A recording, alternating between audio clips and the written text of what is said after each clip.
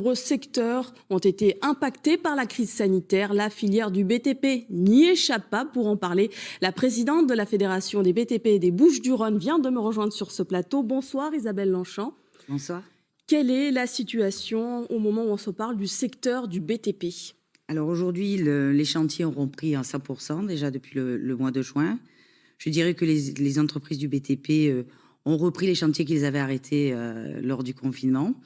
Vous avez du coup rattrapé votre retard ou... On a rattrapé une partie de retard, évidemment pas le chiffre d'affaires perdu pendant 2 mois, mais on a retrouvé un bon niveau d'activité.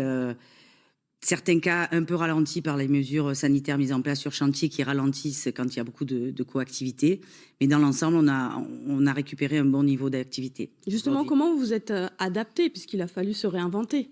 Bien, en fait, nous avons été la première profession à sortir un guide de préconisation des mesures sanitaires sur chantier parce que c'était indispensable pour nous puisque par nature, nous sommes une profession où nous avons beaucoup de monde sur chantier, beaucoup de coactivité.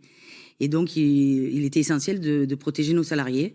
Donc, effectivement, nous avons mis évidemment les masques, la distanciation, faire en sorte qu'il y ait moins de chauffagement d'équipe. Enfin, nous avons mis tout en œuvre. Donc, depuis le mois de mai, nous appliquons scrupuleusement ces mesures sanitaires sur chantier. Alors, le secteur du BTP attendait beaucoup du plan de relance du gouvernement. Est-ce qu'il répond à vos espérances? Alors, en partie, il répond à nos espérances sur la partie rénovation, puisque la prime Rénov' sera amendée. Elle est ouverte, et ça, c'était une réclamation de la Fédération du bâtiment. Tous les contribuables pourront avoir accès à cette prime. Il y a les bâtiments, il va y avoir aussi des dotations pour les collectivités, pour la rénovation de leurs bâtiments.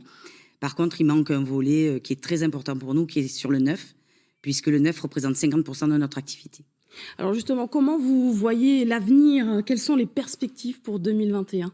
Alors aujourd'hui, j'aurais envie d'être optimiste, mais j'ai un peu de mal, parce qu'en fait, tous les voyants sont au rouge, et notamment, on a un déficit de permis de construire très très important, qu'on ne rattrapera pas. Donc on sait que quand on n'a pas de permis, pendant 12 mois ou 18 mois, il n'y a pas de chantier.